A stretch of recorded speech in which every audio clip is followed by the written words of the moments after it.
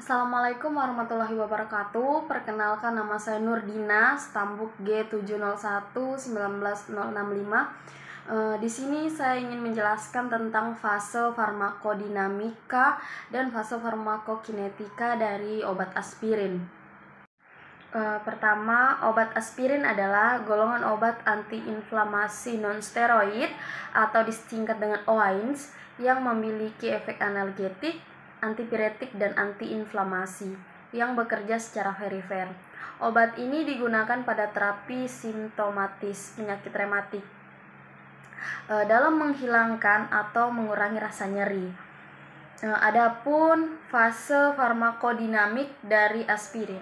Aspirin bekerja melalui inhibisi enzim siklooksigenase 1 dan 2 secara irreversibel sehingga menurunkan produksi prostaglandin dan derivatnya, yaitu trombosan A2. Efek yang diperoleh adalah efek antipiretik, antiinflamasi, dan antiplatelet.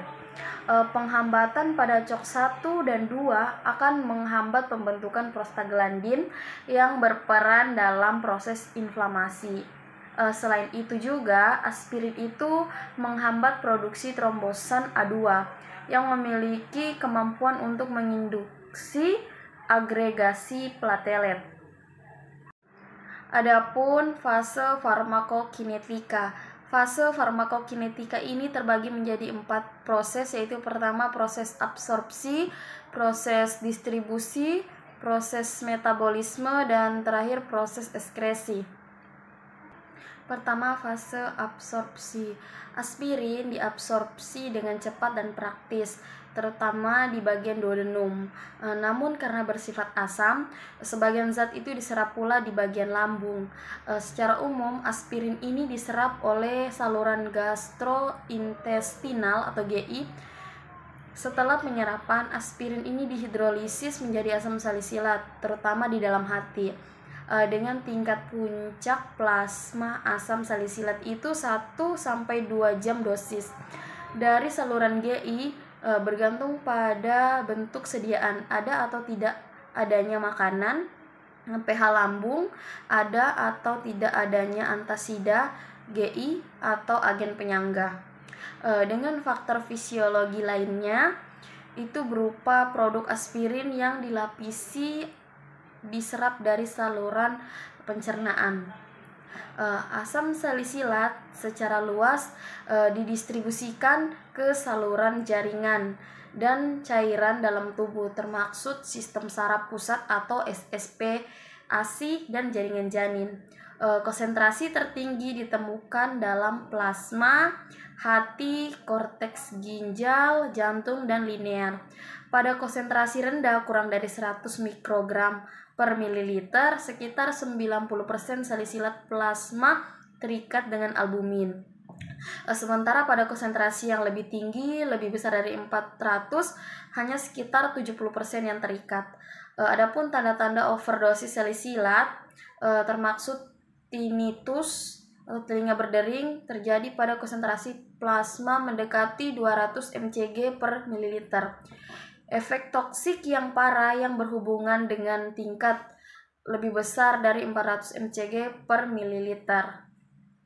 Adapun proses metabolisme dari aspirin. Aspirin dengan cepat dihidrolisis dalam plasma menjadi asam salisilat, sehingga kadar plasma dari aspirin pada dasarnya dia tidak terdeteksi 1-2 jam setelah pemberian dosis. Asam salisilat terutama dia terkonjugasi dalam hati untuk membentuk asam salisylurik, ukuronid, fenolik, dan glukuronida, dan sejumlah metabolit minor. Asam salisilat memiliki paruh plasma sekitar 6 jam.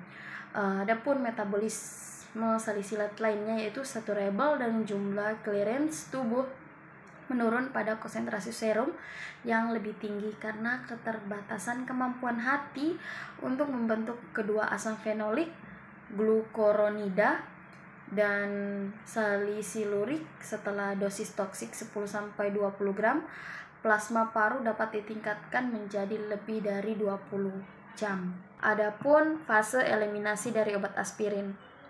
penghapusan asam salisilat mengikuti ordenol farmakokinetik, yaitu tingkat eliminasi obat adalah konstan.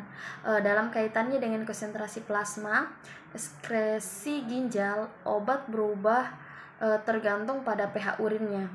Sebagai pH urin naik di atas 6,5, pembersihan ginjal salisilat bebas meningkatkan kurang dari 5% sampai lebih besar dari 80%. Alkalinisasi urin adalah konsep kunci dalam pengelolaan overdosis salisilat. Setelah dosis terapi masing-masing sekitar 10% ditemukan dieskresikannya dalam urin sebagai asam salisilat dan 75% sebagai asam sebagai salisilurik dan 10% sebagai fenolik dan 5% sebagai asli glukorinida. Sekian dari saya, kurang dan lebihnya mohon maaf. Wassalamualaikum warahmatullahi wabarakatuh.